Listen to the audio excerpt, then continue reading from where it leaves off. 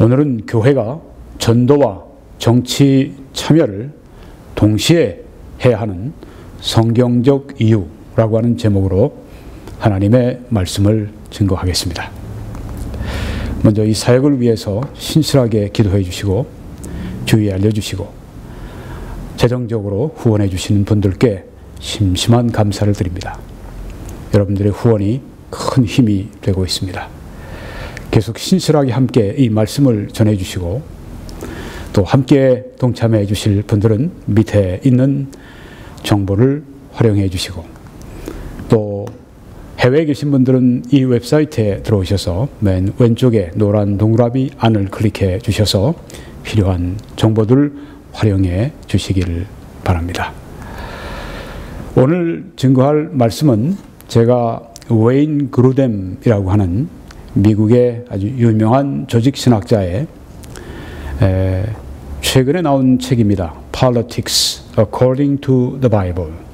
성경에 의한 정치라고 하는 제목의 책에서 그 내용을 근거로 해서 또 제가 그에 준해서 또 제가 원하는 말씀을 증거하도록 그렇게 하려고 합니다. 왜 교회가 전도하는 일과 더불어서 정치에 참여하는 일을 함께 동시에 수행해야 하는가? 8가지 이유를 말씀드릴 수가 있습니다. 오늘 제가 3가지만 말씀을 드리려고 합니다. 첫 번째 이유는 이것입니다. 예수 그리스도의 모든 가르침을 전하라고 하는 지상명령 때문에 그렇습니다. 교회는 전도만 하면 되는 거지 뭘 그 정치에 참여한다고 그래. 교회와 정치는 이건 분리된 거야. 이렇게 많은 사람들이 말을 합니다. 교회와 정치는 다른 것입니다. 그럼에도 불구하고 교회와 정치가 함께 공유하는 그런 부분이 있습니다. 그런 부분이 어디 있습니까? 있죠. 자세히 앞으로 말씀드리겠지만 먼저 간단히 말씀드리면 도덕성의 문제가 그렇습니다. 국가도 하나님께서 선을 행하도록 악을 제어하도록 그런 중요한 기능을 주셨습니다. 교회는 빛과 소금이더라고 그렇게 도덕적인 삶, 거룩한 삶을 교회에 명하셨습니다. 그래서 교회가 자체가 거룩한 삶을 살아가는 것뿐 아니라 주위에 강력한 거룩한 영향력을 행사하도록 하는 것입니다. 즉 선한 일을 위해서 하나님께서 이 교회를 사용하십니다. 자, 이런 도덕성의 문제, 이런 것들은 하나님이 양쪽에 다 같은 기능을 주셨기 때문에 공유되는 그런 부분들이 있기 때문에 그렇습니다. 네, 그래서 복음만 전하는 거, 복음 전하는 게 굉장히 중요하죠. 그게 제일 중요하죠. 그게 제일 중심이죠. 그렇지만 예수 그리스도께서 말씀하신 것은 그리스도가 명하신 모든 것을 가르치라고 하셨습니다. 마태복음 28장 19절에 그 말씀이 나옵니다. 너희는 가서, 이건 예수님이 이제 마지막으로 이 세상을 떠나시기 직전에 주신, 사람이 유언할 때 가장 중요한 말을 한다고 하는데 예수님이 이제 마지막 말씀을 전하실 때 이 명령을 주신 것입니다. 너희는 가서 모든 민족을 제자로 삼아. 이게 핵심입니다. 모든 민족을 그리스도의 제자 삼는 일, 이게 바로 최고의 그리스도인들이 또 교회가 해야 할, 수행해야 할 사명입니다. 제자로 삼아, 그리스도의 제자로 삼아 아버지와 아들과 성령의 이름으로 세례 혹은 침례를 베풀고 내가 예수님이 너희에게, 우리들에게 분부하신 모든 것을 가르쳐 지키게 하라고 말씀을 했습니다. 여기 예수님이 특별히 강조하신 것은 모든 것이라고 말씀하신 것입니다. 내가 말한 것 중에 어떤 그 중요한 것이 아니라 내가 말한 것이란 모든 것, 그것을 가르쳐서 지키게 하라. 이렇게 여러분과 제게 교회에 부탁을 하셨습니다. 이 모든 것 속에는 물론 예수님의 말씀과 행적이 기록이 되어 있는 사복음서에 포함되어 있는 모든 것이 여기에 예수님이 말씀하신 모든 것을 가르쳐 지키게 하라. 거기에 들어있는 것입니다. 요한복음 14장 26절에 예수님이 모든 것을 우리가 가르치길 원하시기 때문에 이렇게 말씀하신 것입니다. 보혜사 곧 아버지께서 내 이름으로 보내실 성령, 그가 너희에게 모든 것을 가르치고 내가 너희에게 말한 모든 것을 생각나게 하리라. 우리가 모든 것을 가르쳐 지키게 하라고 우리에게 명하셨기 때문에 우리가 그 모든 것을 알아야 하기 때문에 성령이 우리에게 모든 것을 예수님이 말씀하신 모든 것을 우리에게 알려주시고 하나님의 뜻의 말씀에 있는 모든 것을 알려주시고 또 모든 것을 생각나게 한다고 하신 말씀인 것입니다. 이 모든 것에는 또 서신서들이 포함이 되어 있습니다. 사도 바울의 13권의 서신, 또 사도 베드로의 서신, 사도 요한의 서신 등등 고린도 전서 14장에 보게 되면 만일 누구든지 자기를 선지자나 혹은 신령한 자로 생각하거든 내가 너희에게 편지하는 이 글이 주의 명령인 줄을 알라. 사도 바울이 기록한 그 서신들이 바로 예수 그리스도의 명령이라고 하신 말씀입니다. 예수님께서 내가 너희에게 분부한 모든 것을 가르쳐 지키게 하라고 말씀했을 때 그 모든 것 속에 여기 주의 명령인 사도 바울의 서신이 포함되는 건 당연하죠. 베드로후서 3장에도 거룩한 선지자들이 예언한 말씀과 주 되신 구주께서 예수 그리스도께서 너희의 사도들로 말미암아 명하신 것을 기억하게 하려 하노라. 예수님이 이 사도들, 아까 사도 바울 경우 또 이 사도 베드로도 그렇고 사도 요한도 그렇고 사도들을 통해 그들의 서신서를 통해 명하신 것을 하고 말씀했습니다. 이 사도 베드로의 서신도 예수님께서 명하신 것이라고 했습니다. 그러니까 이 베드로의 서신도 역시 예수님이 말씀하신 모든 것 속에 내가 너에게 분부한 모든 것을 가르쳐 지키게 하라. 그 모든 것 속에 포함이 되는 것입니다. 사복음서가 포함이 됩니다. 서신서들이 포함이 됩니다. 또 무엇이 포함이 됩니까? 예수님과 사도들이 동일하게 하나님의 말씀으로 이 구약 성경을 인정을 했습니다. 그래서 구약은 하나님의 말씀으로 우리가 믿습니다. 그래서 구약 책들에 포함된 그 모든 것 다 예수님이 분부하신 모든 것에 다 들어간다고 하는 것입니다. 모든 것은 성경 전체를 의미하는 것입니다. 우리가 교회 성도들에게 가르칠 것은 중요한 것만 가르치는 것이 아닙니다. 사도 바울의 로마서만 가르치는 것이 아닙니다. 구약 혹은 신약만 가르치는 것이 아닙니다. 성경 전부를 다 하나님의 모든 계획과 하나님의 모든 뜻을 다 가르치라고 하시는 것이 우리를 향하신 명령입니다.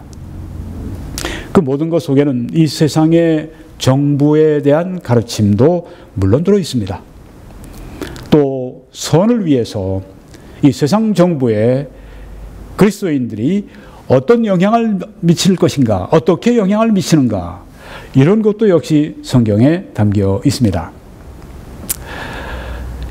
그러면 이 세상 정부가 성경에 있는데 그걸 가르쳐야 하는데 왜 이 세상 정부를 위해 우리가 기도해야 하는가? 왜 세상 정부가 선한 정부가 되도록 하기 위해 우리가 왜 행동해야 하는가 하는 것입니다. 여기에 우리 한국의 청와대가 있고 여기에 또 미국의 백악관이 있습니다. 행정부의 아주 이 핵심이죠.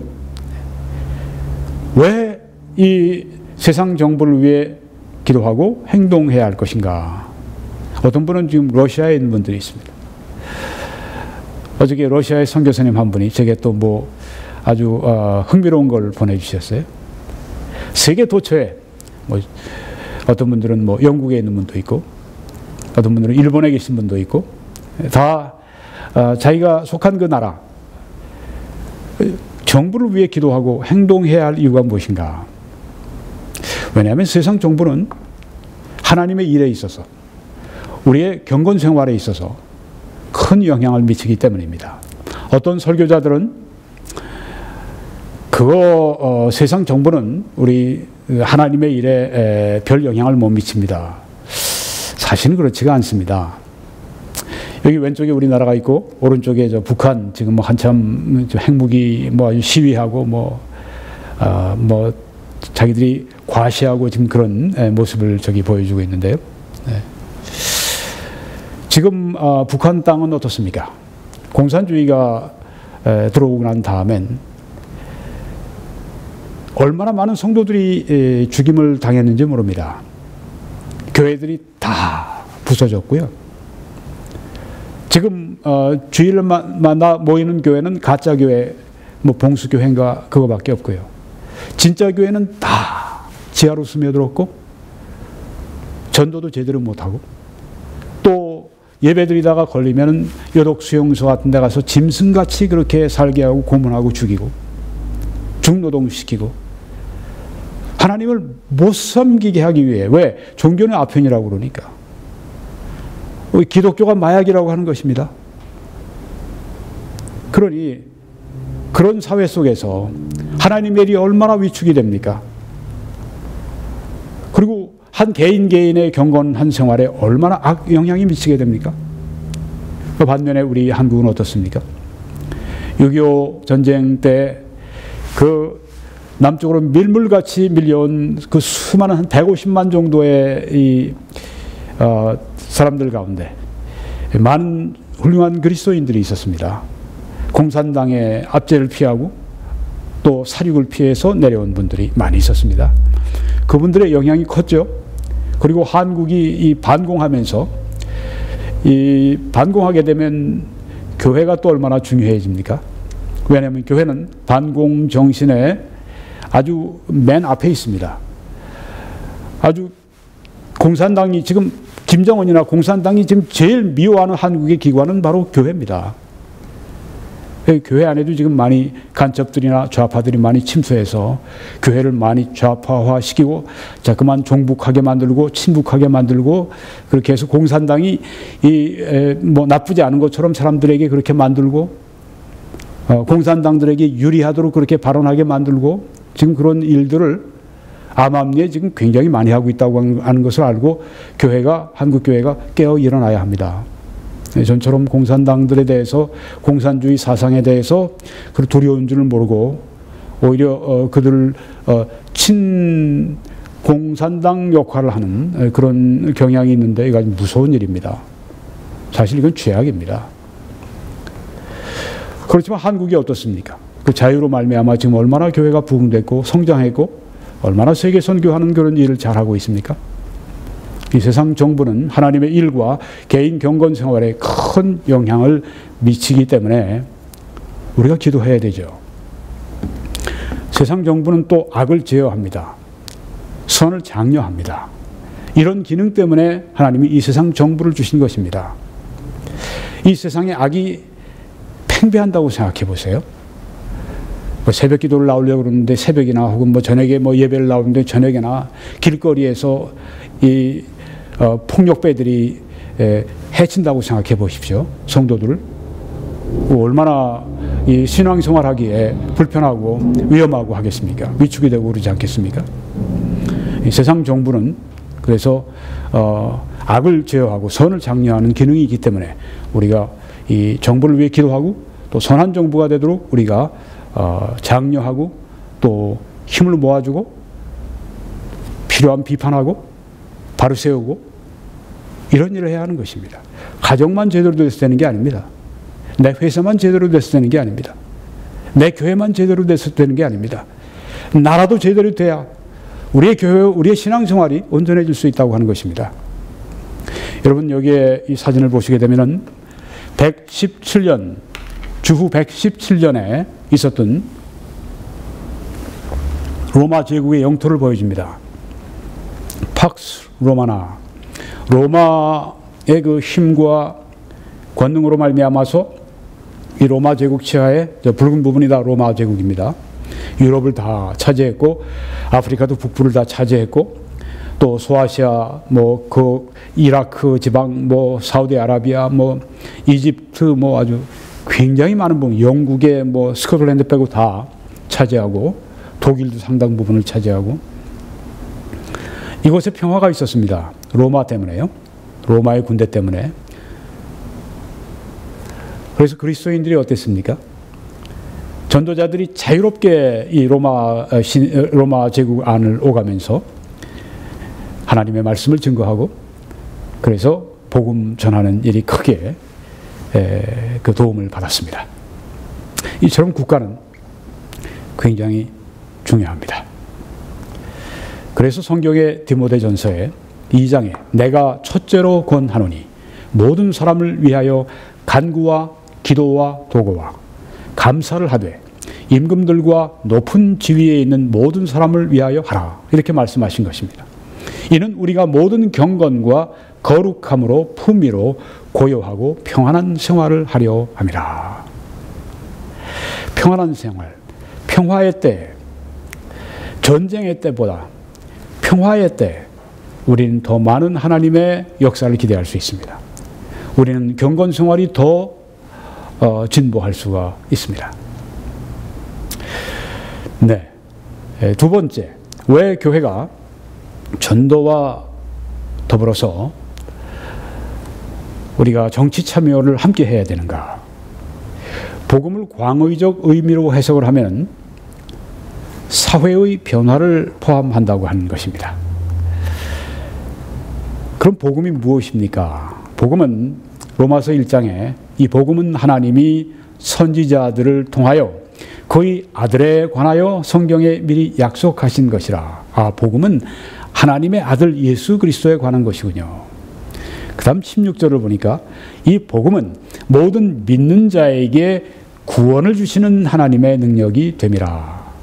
또 복음에는 하나님의 의가 나타나서, 그러니까 복음은 구원을 주시는 하나님의 능력이고 복음에는 하나님의 의가 나타나 있군요. 그럼 복음이 무엇입니까? 고린도전서 15장 1절에 보니까 형제들아 내가 너희에게 전한 복음을 너희로 알게 하노니, 이제 복음이 나옵니다. 이는 너희가 받은 것이요 또 그 가운데 선 것이라. 너희가 만일 나의 전한 그 말을 굳게 지키고, 사도 바울이 전한 복음을 굳게 지키고 헛되이 믿지 아니하였으면 이로 말미암아 구원을 얻으리라. 복음은 구원을 주시는 것이군요. 내가 받은 것을 먼저 너희에게 전하였노니 이는 성경대로 그리스도께서 우리 죄를 위하여 죽으시고, 이게 복음이군요. 복음의 핵심이군요. 성경에 약속하신 것처럼 그리스도께서 우리 죄를 위하여 죽으시고 죄의 값을 대신 받으시고 십자가에서 죽으시고 죄의 값을 다 치루어 주시고 십자가에서 죽으시고 죄의 값을 다 주신, 다 갚아주신, 그러니까 언제 그리스도인들의 죄가 사함을 받았습니까? 그것은 이미 2000년 전 예수님 십자가 위에서 죄가 사함 받았습니다. 왜? 예수님이 하신 일이니까. 그 다음에 장사 지낸 바 되었다가 죽으신 게 증명되는 건 장사 지낸 거죠. 성경대로 사흘 만에 다시 살아나셨다고 했습니다. 네, 다시 살아나신 건 많은 증인들이 보았습니다. 우리의 죄는 그때 바로 이 십자가 위에서 예수님이 우리의 죄짐을 지실 때 다 사함 받았습니다. 근데 그것이 개인적으로 적용이 돼야 합니다. 언제입니까? 믿을 때입니다. 하나님의 성령의 역사와 도우심으로 말미암아 예수 그리스도가 십자가 위에서 나를 위해서 하나님 앞에 모든 죄의 값을 죽음으로써 다 담당해 주셨구나.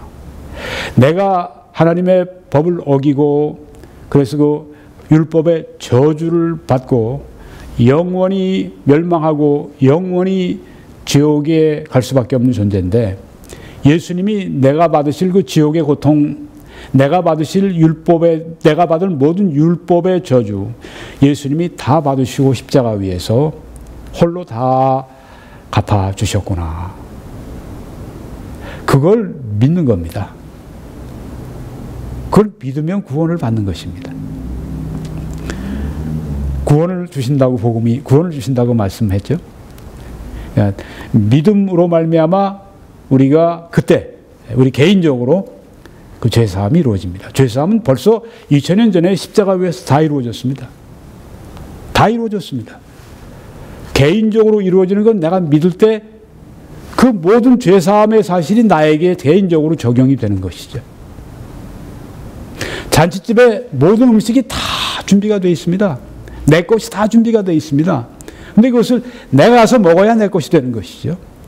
언제 나의 죄가 사함 받았는가? 여기 예수님이 십자가에 못 박혀 죽으실 때 내가 다 이루었다고 말씀하셨을 때, 성경대로 우리 죄를 위하여 죽으셨을 때 다 그때 죄의 값은 다 끝났습니다. 이제 믿을 때 그때 그 주님의 구속이 바로 나에게 적용이 된다고 하는 것입니다. 이게 복음이라고 하는 것입니다.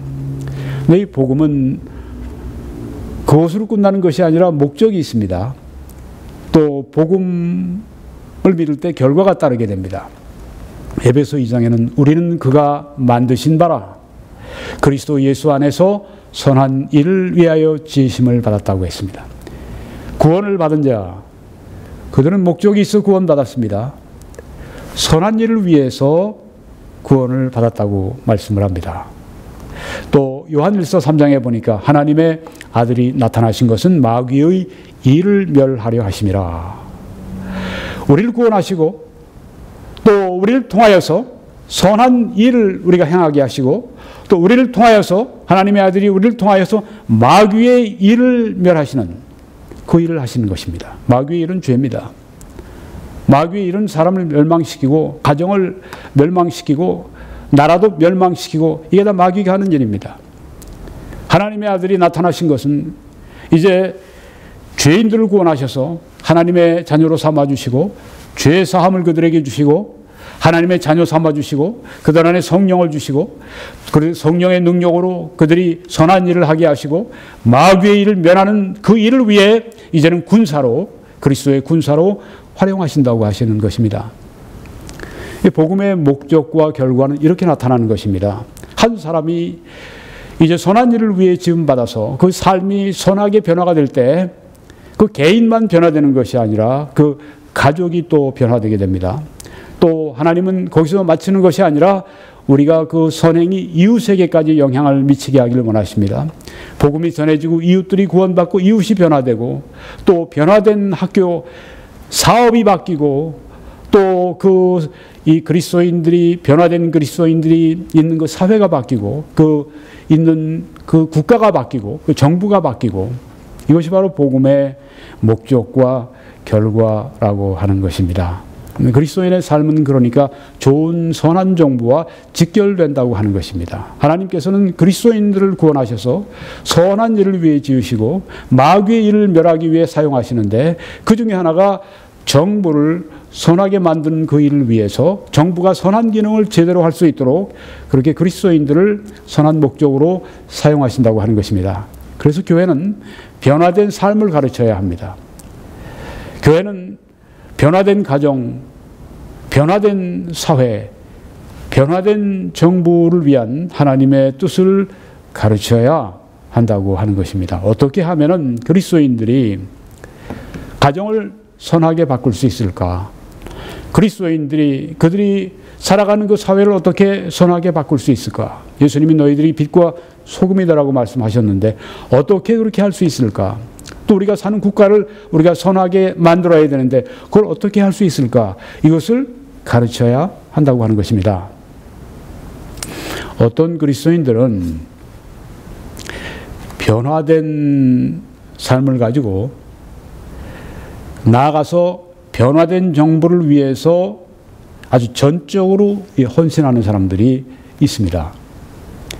우리 모든 그리스도인들이 나라를 위해 기도해주고 또 좋은 일꾼을 우리가 뽑고 선거를 통해서 또 그들을 우리가 지원해주고 이런 일을 하지만은 그거보다 더 나아가서 나라를 위해서 선한 정부를 위해서 쓰임을 받는 그 그리스도인들이 있습니다. 예를 들면 이런 분입니다. 여러분이 보시는 이 사진에 있는 분은 마이크 허커비 박사님이신데, 이분은 목사님이십니다. 미국의 제일 큰 교단인 남침내교 목사님이십니다. 적어도 12년 동안 담임 목사님을 하셨습니다. 미국의 작은 주 아칸소주가 있는데 거기에 44대 주지사를 연거푸 지내셨습니다. 100년 전에 미국의 리컨스트럭션 무브먼트라고 하는 이제 남북전쟁 이후에 있었던 사회적인 변화의 시기, 그때가 1865년 정도가 되니까 무려 거의 한 150년경 전에, 그 이후에 미국의 공화당원으로서 이 아칸소주 남부의 주에 주지사가 된 사람이 이분 앞에 꼭 한 명 있었습니다. 그런데 이분이 두 번째가 150년 동안 이 공화당원이 이 두 번째 주지사인데, 이분이 바로 주지사인데 그것도 아주 두 번 연거푸서, 빌 클린턴이 그랬는데 이분이 두 번이나 연거푸서 그렇게 주지사를 했습니다. 아주 인기가 많은 훌륭한 주지사를 했습니다. 목사님을 하시다가 내가 이 목회, 이것은 다른 우리 동료들에게 맡기고, 나는 목사이지만 이제 나라를 위해서 변화된 정부를 위해서 무언가 일을 해야 되겠다. 이분은 그런 얘기를 합니다. 내가 이 목회를 하면서 여러 사람들을 만났습니다. 경제적으로 어려운 사람, 병고로 어려운 사람, 가정이 깨져서 어려운 사람, 여러 가지 형태의 사람들을 만나면서 이 나라 정부의 정책이 얼마나 중요한지를 제가 깨닫게 됐습니다. 그래서 이제 이분은 아주 변화된 정부를 위해서 자기 자신을 헌신했습니다. 하나님의 뜻이었죠. 그 다음에 성공적으로 주지사를 지낸 다음에 미국 공화당 대통령 예비선거 후보에 2008년과 2016년 이렇게 두 번에 걸쳐서 대통령 후보로 나왔습니다. 첫 번째 대통령 후보였을 때는 그때 유명한 존 맥케인 상원 의원 다음으로 대의원 숫자를 많이 받았는데요. 거의 대통령 예비 선거에서 그때 공화당 후보가 될 뻔했다가 그냥 아주 아쉽게 그렇게 안 됐는데, 그 다음에 이제 부통령 후보로 많이 거론되기도 하고 아주 유능한 그런 분입니다. 두 번이나 나왔으니까요. 그리고 토크쇼를 계속했습니다. 그래서 아주 정말 건전하고 아주 정말 도덕적으로 바르고, 한 유명한 전도자가 이분에 대해서 평하기를, 그의 이 성경에 대한 확신이 그의 인격을 만들었고, 바로 그의 인격이 그가 지금 지향하는 그 정책을 지금 뒷받침하고 있다, 이렇게 말을 했습니다. 아주 그리스도의 사람입니다. 훌륭한 분인데, 또 이분이 저와 개인적으로는 우리 사우스 웨스턴 침례 신학대학원의 동문이시기도 합니다. 저하고는 동문이에요. 이분이 또 정치 평론가로 유명합니다. 또 아주 베스트셀러 작가입니다. 미국엔 아주 보물 같은 그런 존재입니다. 근데 이분이 지금도 여전히 남침내교 안수받은 목사님이세요. 네, 그러니까 정치를 해도 꼭 목사님이 정치하는 것 같아요. 네, 꼭 목사님이 나와서 발언을 하는 것 같아요. 지금도. 네, 여전히 아주 그냥 깨끗하고 정직하고 아주 정말 순수하고, 싫어할 사람이 없을 정도로 아주 훌륭한 그런 분입니다. 선한 정부를 위해서 이렇게 완전히 자기의 생애를 맡긴 이런 허커비 목사님, 허커비 박사 같은 분이 또 있습니다. 정도의 차이가 있겠죠. 네, 우리가 선거하는, 표를 던지는 거, 거기에 조금 더 하는 거, 그것뿐 아니라 훨씬 더 나가서 아주 자기의 생애를 바쳐서 나라를 바르게 하기 위해서 이런 일꾼이 이 미국에 많을수록 얼마나 미국 정부가 이 혜택을 받고, 미국 정부가 선한 기능, 하나님이 원하시는 선한 그런 정부가 되도록 하는데 얼마나 이 좋은 빛과 소금과 같은 그런 일꾼들입니까? 우리 한국에도 이런 일꾼이 좀 많이 나오도록 하나님 열심히 있는 일꾼들을 우리 한국에 많이 좀 주시기를 원합니다. 이렇게 어려운 때 하나님께서 한국에 참 열심히 있는 아주 훌륭한 이런 그 선한 정부를 위해서 헌신한 그런 아주 생명을 바치는 이런 분들이, 능력 있는 분들이, 인격이 있는 분들이 세워지기를 간절히 바랍니다. 또 여러분 그런 분들이 지금 보이잖아요. 그런 분들이 보이면 열심히 또 그분들을 위해서 교회가 기도하고 또 밀어주고 후원하고 그렇게 해야 됩니다. 자, 그래서 이 웨인 그루덴 박사는 아주 미국의 유명한 조직신학자죠. 네, 그런 분이 아주 어떻게 그리스도인들이 교회가 정치에 참여하는가 너무너무 참 그 귀한 책을 썼습니다. 앞으로 제가 이 책의 내용들을 여러분들과 많이 이제 나누려고 합니다. 이렇게 결론을 지었습니다. 하나님은 인간의 삶의 환경은 관심이 없고, 그러니까 하나님이 인간의 삶의 환경은 관심이 없으시고, 하나님은 인간의 영적인 것에만 관심이 있으시다. 이렇게 주장하는 것은, 그러니까 뭐 하나님은 우리가 복음만 전하기 원하시고, 교회는 복음만, 영적인 것만 우리가 전하고, 뭐 이런 그 세상의 정치, 이런 선한 기능의 정치를 말하는 것입니다. 그 뭐 정치꾼들이 막 하는 그냥 지저분하고 흙탕물 갖고 그냥 아주 이런 진흙탕 같은 그런 걸 말하는 게 아닙니다. 하나님이 주신 그 선한 기능을 잘하는 그 정부를 말합니다. 그것을 또 우리가 밀어주고 그것을 위해 수고하고 기도하고 이런 의미의 정치 참여입니다.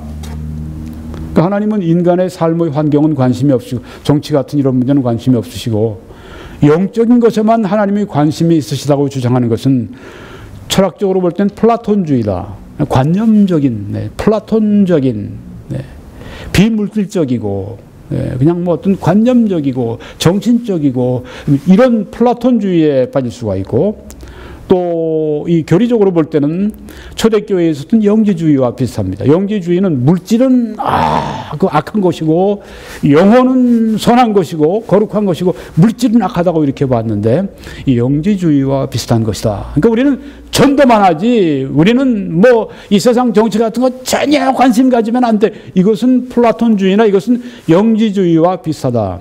맞는 말입니다. 자, 세 번째로 왜 교회가 그리스도인들이 복음을 전하는 것과 동시에 왜 이런 정부를 선한 정부를 세우고 이런 일에 참여하고 왜 동시에 그렇게 해야 되는가?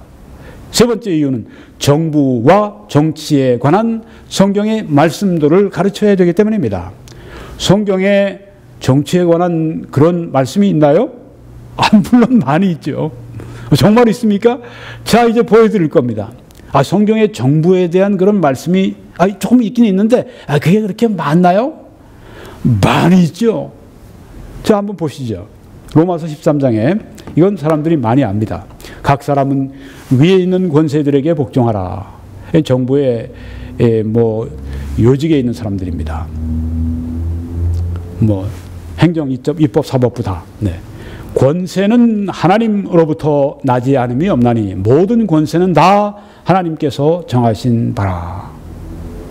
그렇습니다. 지금 뭐 한국의 보수파 사람들은 문재인 대통령도 아니야 이렇게 생각을 하고 하지만 뭐 여기 성경에 말씀한 거 보면 하나님이 정하시고 하나님이 폐하시고 세우시고 하나님이 하시는 일이라 보여주고 여기에 있습니다. 네.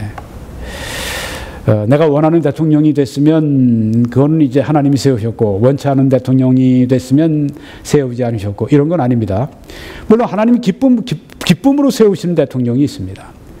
하나님이 기뻐하지 않으면서 하나님의 어떤 깊으신 뜻을 위해 세우시는 그런 지도자가 있습니다. 예를 들면 북한의 김정은을 하나님이 기뻐하시겠습니까? 그렇지만 권세는 하나님으로부터 나지 않음이 없다고 했으니까 김정은의 권세도 하나님으로부터 난 것이라고 우리가 성경에 있는 대로 믿어야 되겠죠.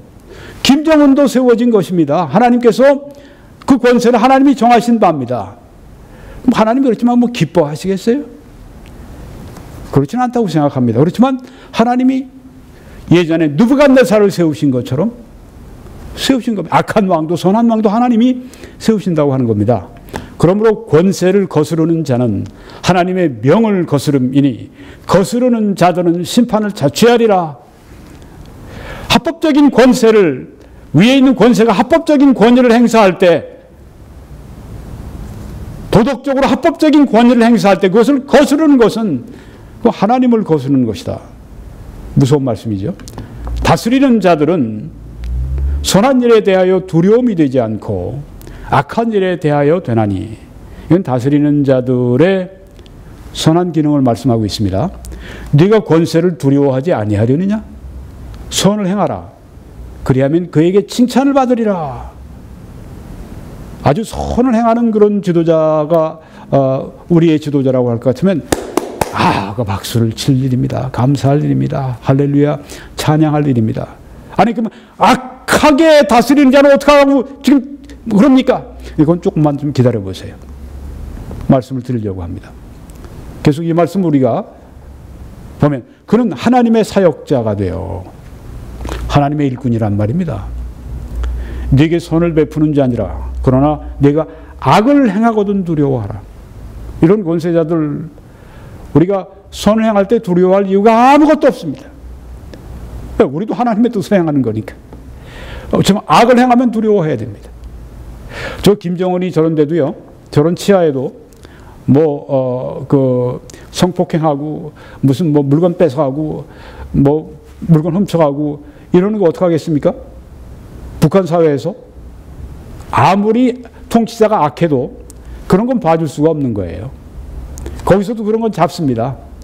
그러니까 김정은이가 악만 행하는 게 아니라 김정은이가 거기에서 그런 면에서는 선을 행하는 거예요. 어떤 정부도 진짜 아주 그냥 사악한 그런 정부, 아무리 사악해도 그런 기본적인 기능이 무너져가지고서는 정부로서의 기능을 할 수가 없는 겁니다. 자, 여기 보니까 그가 권세자가 공연히 칼을 가지지 아니하였으니, 그 권세가 검찰이 있고 경찰이 있고 군대가 있고 공연히 칼을 가지지 아니하였으니 세무조사하고 다 여기 포함되는 겁니다.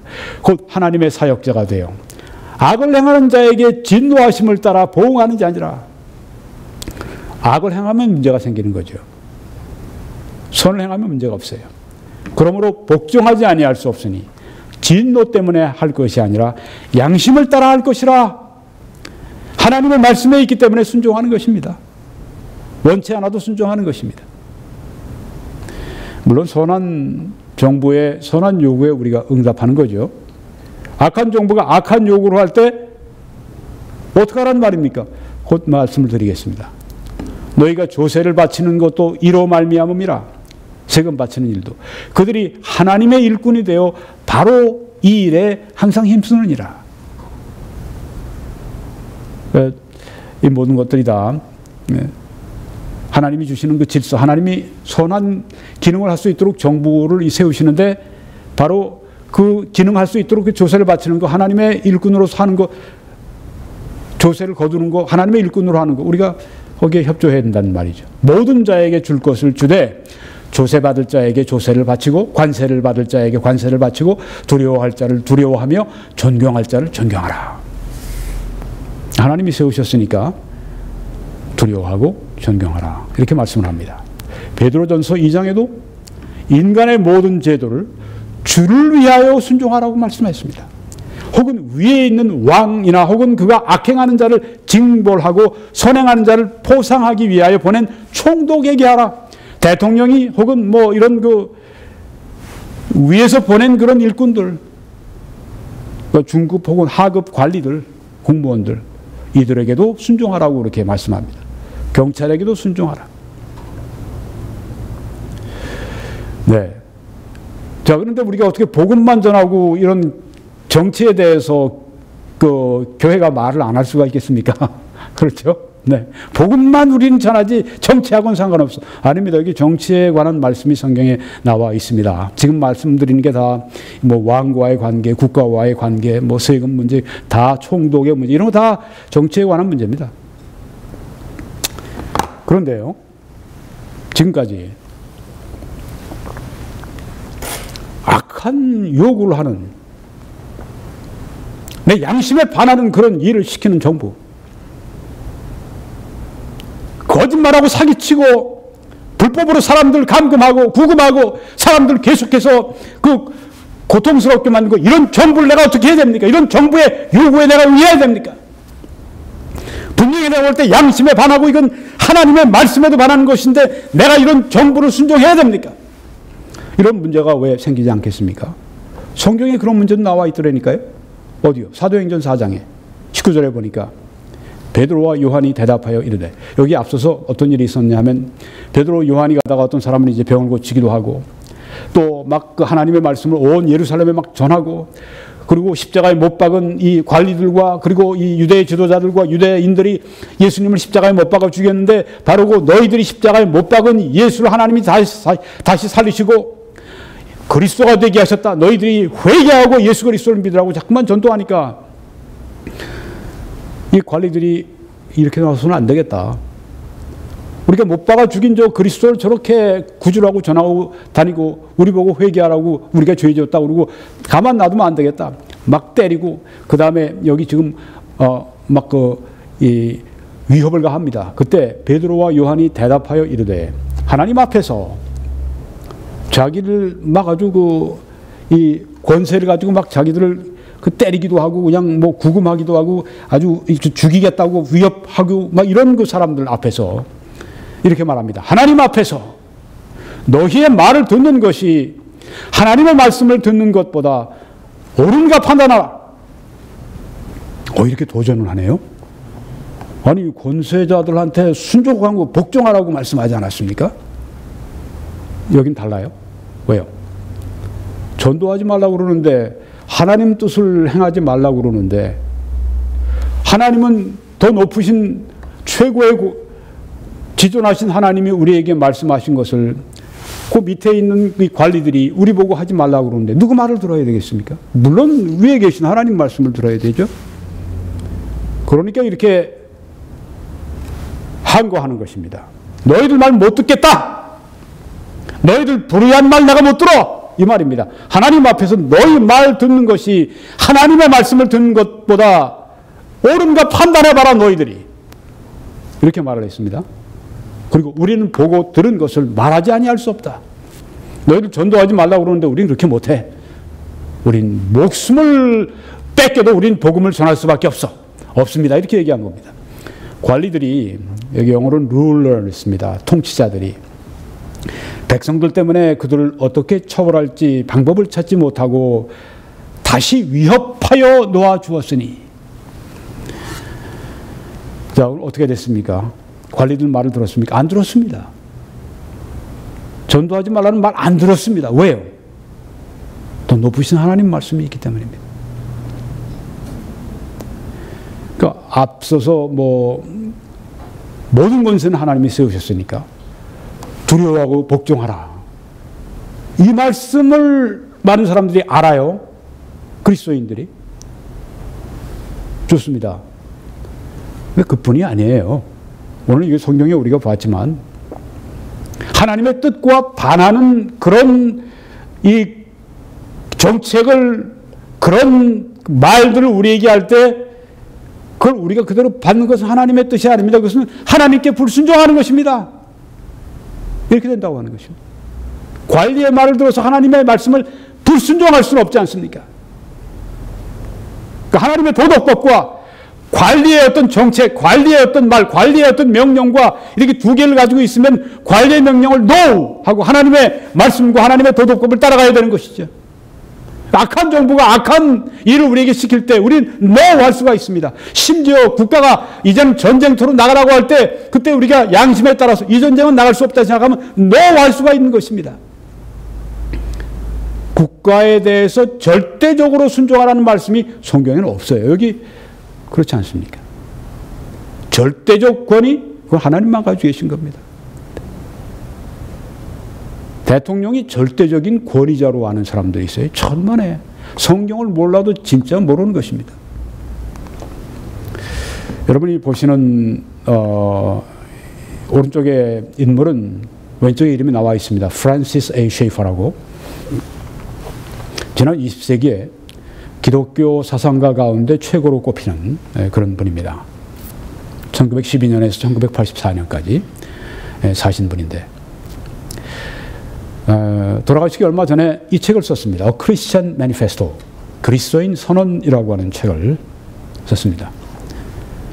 아주 특별히 그 서구 사상에 대해서 조예가 아주 깊은 분입니다. 사상가입니다. 그리스도인 선언이라고 하는 책을 쓰게 된 배경 가운데 하나가 이게 있습니다. 1848년에 공산주의자 선언이 나왔습니다. 왼쪽에 그 책이 있는데요. 이게 바로 세계를 뒤집어 엎는 책이죠. 그 다음에 공산당, 소련 공산당, 뭐 중국 공산당, 뭐 북한 공산당이 다 나온 이 배경이 여기 있습니다. 왼쪽에 중앙에 있는 사진을 보게 되면 거기에 칼 마르크스가 있고요. 또 오른쪽에 보면 프리드리 엥겔스, 이 두 사람이 함께 저술한 책이 공산주의자 선언입니다. 1848년에 나왔습니다. 이 크리스천 선언, 크리스천 매니페스토, 이 책은 아마 1981년경에 그렇게 나와서 출판됐는데요. 네. 출판 연도는 1981년입니다. 미국에서. 이 책은 사실 조금 전에 말씀드린 이 책에 대한 이 반대 그리스도인 선언이기도 하지만 미국이 굉장히 리버럴해지고 좌경화되고 미국이 자꾸만 이 좌파 사회가 돼가면서 이 좌파의 독재가 이루어지니까 거기에 대한 항거이기도 합니다. 아니, 미국에 독재가 있습니까? 그런 사람들이 있어요. 미국에 독재가 있습니다. 아니, 어떤 독재가 있습니까? 미국에 좌파 독재가 있습니다. 오바마 대통령은 굉장히 아주 그냥 선하고 굉장히 아주 그 사람이 그냥 아주 서민적이고 그 사람은 정말 아주 민주적이고 천만에 좌파 대통령으로서 오바마도 굉장히 오만하고 좌파 철학을 미국의 소수 인권 보호, 예를 들면 이제 게이, 동성애자들 이들 보호한다고 그래서 다수의 이 비동성애자들에게 동성애의 사람들의 이런 모든 주의나 이런 모든 것들을 그들이 포용하도록 강제하는 걸 볼 수 있습니다. 어떻게 해요? 법으로 합니다. 미국의 좌파 사회는 어떻게 합니까? 힘으로 하지 않아요. 법으로 합니다. 근데 법으로 하면 어떻게 되나요? 그 다음엔 무력이 따르죠. 경찰력이 따르고 군대 힘이 따르고. 독재는 이 법적인 독재를 하게 되면 물리적인 독재는 따라오는 것입니다. 특별히 여기서 다루었던 것이 이제 그런 어볼션 낙태 문제인데, 이 문제를 가지고 합법화시킨 다음에 세금을 거기에 쓰게 하니까 그리스도인들은 낙태가 죄로 알고 있는데 거기에 돈을 써야 되니까 양심적으로 괴로운 거죠.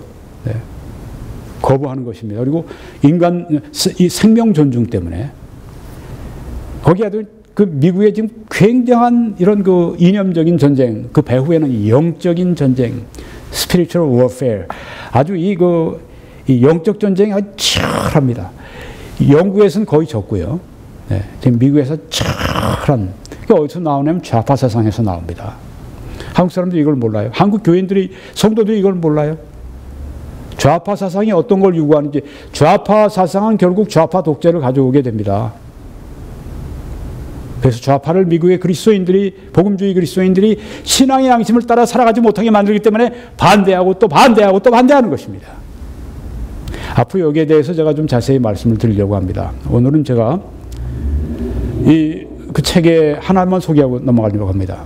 왼쪽에 보면 이제 세뮤얼 러더포드라고 하는 영국의 장로교 목사님, 스코틀랜드 장로교회 목사님인데 아주 유명한 분입니다. 웨스트민스터 컨페션, 웨스트민스터 신앙 고백을 작성할 때 이 스코틀랜드의 4명의 대표 가운데 한 분이 있었습니다. 유명한 분입니다. 신학자고 유명한 설교자고 아주 굉장한 그런 능력을 가지고 있었던 분인데, 이분이 그때 렉스라고 하는 책을 썼는데 거기에 이런 말을 썼습니다. 정부가 하나님의 도덕적인 법을 파괴할 때는 저항하는 것이 적합하다, 그렇게 말을 했습니다. 그때 이 왕정으로 말미암아 왕들이 우리는 신으로부터 이 권세를 받았다. 로마서에도 나오지 않느냐. 너희들은 우리들의 절대 복종해야 된다. 이렇게 얘기할 때 이분은 뭐라고 했는가 하면 정부는 하나님의 도덕적인 법을 수행하기 위해 거기 있는 것이지 하나님의 도덕적인 법을 반대해서 우리에게 명할 때 당신들은 하나님의 뜻을 행하는 것이 아니라 자신의 욕심과 자신의 뜻을 행하는 하나님의 법을 우리들에게 불법을 행하도록 우리에게 강요하는 것입니다. 우리의 신앙 양심상 당신들의 그 요구에 응답할 수가 없습니다. 신앙 양심상 응답할 수 없습니다. 성경 때문에 응답할 수가 없는 것입니다. 이렇게 얘기를 한 것입니다. 정부가 하나님의 도덕적인 법을 파괴할 때는 저항하는 것이 적합하다. 이렇게 말을 한 것입니다. 그 당시에 이분은 treason, 반역, 영모죄로 그냥 그렇게 얼마나 목숨을 잃어버릴 뻔했다가 그냥 또 하나님의 섭리로 살아나고 그랬었는데 이분의 이야기를 여기서 지금 하는데 이분이 세 가지로 얘기한 겁니다. 만약에 하나님의 도덕적인 법을 거기에 반대가 되는 우리 양심에 정말 받아들일 수 없는 그런 법을 국가가 요구하고 강요할 때 어떻게 할 것이냐. 가만히 있지 말고 프로테스트, 항의해라. 집회를 열어서 항의할 수도 있죠. 이렇게 말을 통해서 글을 통해서 항의할 수가 있죠. 프로테스트, 항의하라. 가만히 있지 말고 항의하라. 왜? 하나님의 뜻과 반대되는 도덕법을 가지고 우리를 이끌어가려고 하니까 항의하라고 하는 것입니다. 만약에 한국에 통하지 않으면 도피하라. 도피할 수 있으면 이민 갈 수 있으면 이민 가라. 네. 막 핍박하고 그럴 때 도피해라. 그것이 안 될 때는 어떻게 하느냐. 그때는 할 수 없다. 무력으로 방어해라. 뒤집어 엎으라는 얘기입니다. 대단한 이야기죠. 현대에 들어도 참. 그래서 그때 왕당파하고 의회파는 주로 이 그리스도인들이 많이 있었는데 의회파가 왕당파를 뒤집어 엎기도 하고 크롬웰 같은 장군이 나서 막 뒤집어 엎기도 하고 막 그러지 않았습니까? 왜? 이 왕당파에서 자꾸만 이 종교적인 이 압제를 하고 그렇게 하니까 그냥 뒤집어 엎고 그러지 않았습니까? 그때 아주 피 흘린 그런 그 시대였었습니다. 현대 민주사회에 그런 게 없는지 아십니까? 왜 없습니까? 미국의 그 좌파 독재 때문에 지금 한국에서 그 큰 이유가 거긴 크리스천 매니페스토가 거기서 나왔습니다. 기독교 사상가가 쓴 것입니다. 한국에도 지금 책이 번역돼 나왔습니다. 기독교 선언인가 이렇게 생명의 말씀사에서 번역이 됐습니다. 근데 기독교인 선언이라고 하면 더 좋은 그런 표제가 되는데 기독교 선언이 아니라 기독교인 선언이 더 좋습니다. 하여간에 여러분이 받아서 우리 책을 여러분이 한글로 된 책을 보실 수 있습니다. 근데 제가 여러분에게 여기에 대한 내용을 하나하나 앞으로 좀 소개해 드리려고 합니다. 오늘 이만큼만 하고요. 창세기 9장에 보면 또 이런 정치에 관한 말씀이 나옵니다. 내가 반드시 너희의 피, 곧 너희 생명의 피를 찾으리니 짐승이면 그 짐승에게서 사람이나 사람의 형제면 그에게서 그의 생명을 찾으리라. 살인하게 되면 어떻게 하라고 하는 말씀이 여기 나오죠? 다른 사람의 피를 흘리면 그 사람의 피도 흘릴 것이니 이는 하나님이 자기 형상대로 사람을 지으셨음이니라. 율법에는 여기에 이 법에는 하나님의 법에는 피를 흘리면 살인하면 그도 목숨을 끊으라고 했습니다. 사형제도가 여기에 나오는 것이죠. 자, 이런 문제. 성경에 정치, 정부에 대해서, 정책에 대해서 나오고 있지 않습니까? 이거 안 가르치고 복음만 전하겠어요? 성경의 모든 말씀을 전해야죠.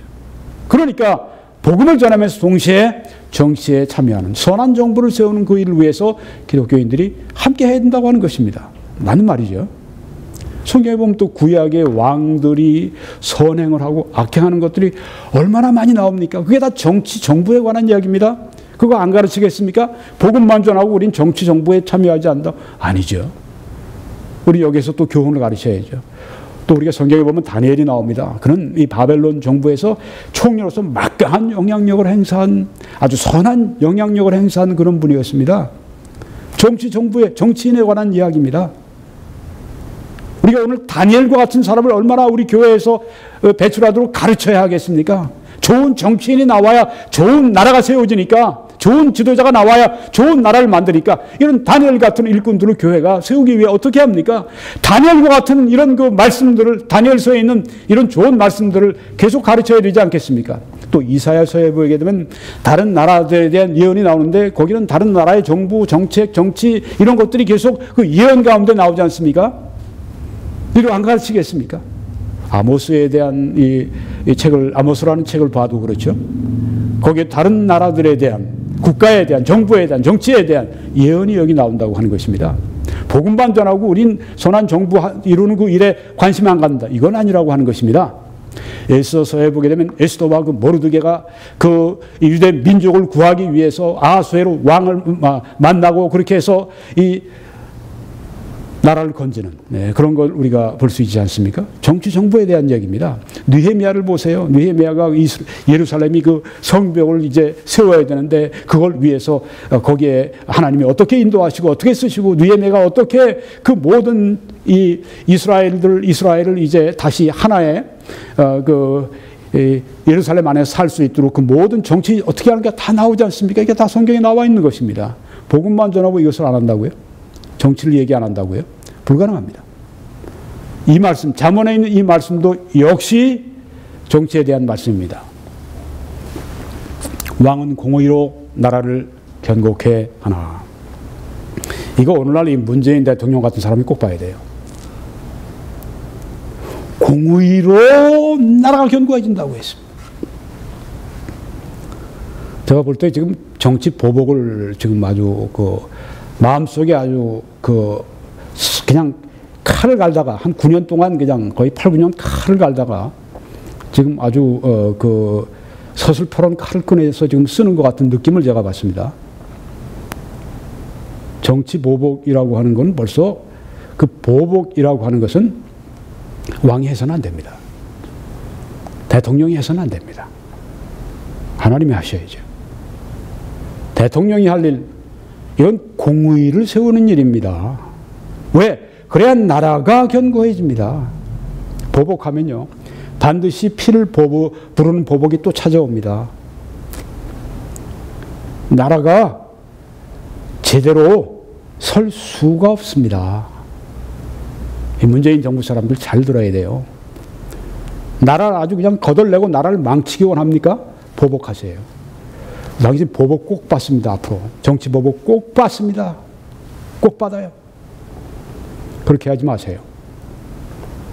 박근혜 대통령 지금 다루는 것 봐도 이건 공의를 넘어서 지금 아주 보복적인, 아주 독재자의 아주 박정희에게 우리가 당한 거 아주 그냥 요번에 아주 그 딸에게 아주 그냥 함께 그냥 쏟아붓겠다고 이런 아주 핏발을 이런 모습을 보니까 기가 막힌 겁니다.